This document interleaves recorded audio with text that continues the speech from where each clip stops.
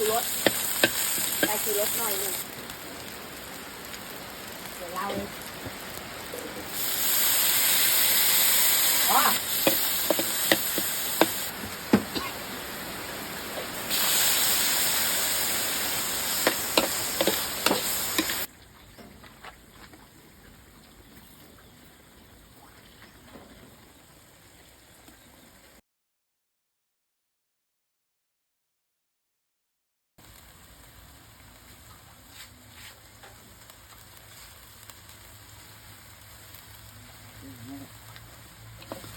ให้น้ำเดือด